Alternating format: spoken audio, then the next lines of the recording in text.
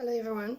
So welcome to your new module on special needs. So this module is going to be all about understanding special needs and how we need to adapt our learning environments to accommodate children with special needs in our ECD centers. So just a little bit of background. The current approach that South Africa is taking is referred to as inclusive education. So inclusive education is all about the sense of belonging, knowing that I belong somewhere, equal treatment, fair treatment, not being discriminated against, feeling like you are part of something. So just to take you through a little bit of the models that South Africa has used before we've reached the point of inclusive education, is children were excluded from society at first, where they were placed in special education schools. In other words, schools that specifically catered for special needs. So they didn't have a choice. They had to go to that school or that specific school if they had a special need.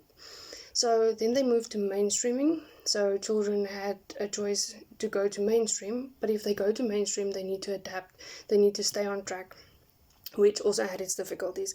And then they moved to integration, where they said, okay, children can go to mainstream schools, but in order for them to receive support, they're going to be taken out of the classroom and then receive special services. So you can just imagine the things that they were missing out on while taken out of the classroom. And then we've reached the point where we can say we want the South African education system to be inclusive, where children with special needs can be part of our classrooms. And I really want to remind you that we need to always remember that children are unique, no matter what special needs they have.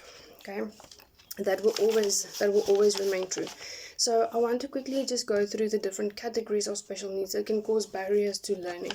So the first one is economic and environmental special needs.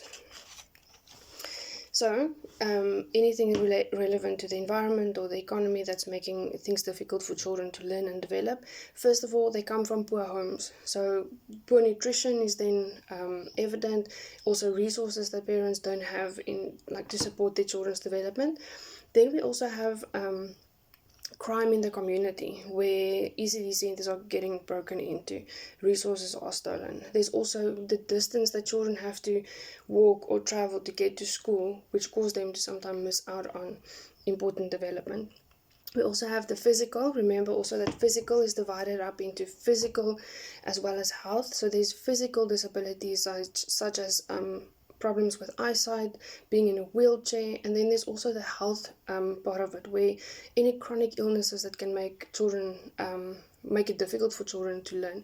We also have the cognitive special needs, where it's things like ADD or ADHD, where children struggle to concentrate in class. We also have autism, and also, interesting enough, gifted children.